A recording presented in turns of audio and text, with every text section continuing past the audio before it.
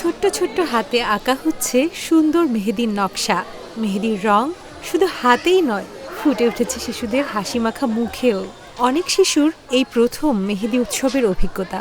একটু যত্ন আর ভালোবাসাই তাদের কাছে হয়ে উঠেছে সবচেয়ে বড় আনন্দ।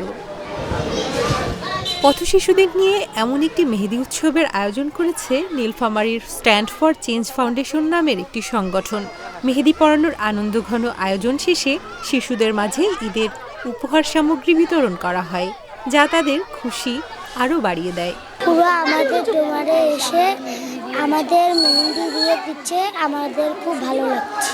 এই বড় আপুরা আমাদের এলাকায় এসে এই মেহেদি দিচ্ছে, আমাদের খুব ভালো লাগতেছে, আমার অনেক আনন্দ পাচ্ছি।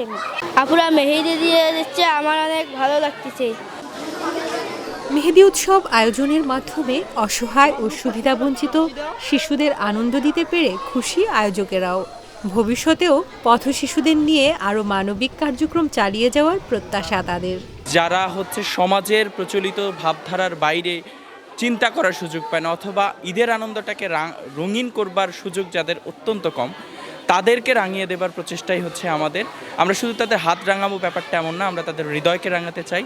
যার ফলশ্রুতিতে এই মেহেদি উৎসবের সাথে সাথে আমরা তাদের জন্য সামান্য ঈদ উপহারও এনেছি। তাদের জন্য কিছু ঈদ উপহার রাখছি।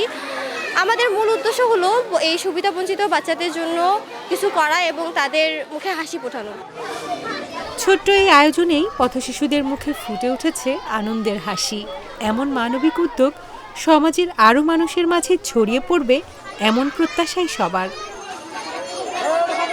তামান্না জাহান, ইন্ডিপেন্ডেন্ট ডিজিটাল।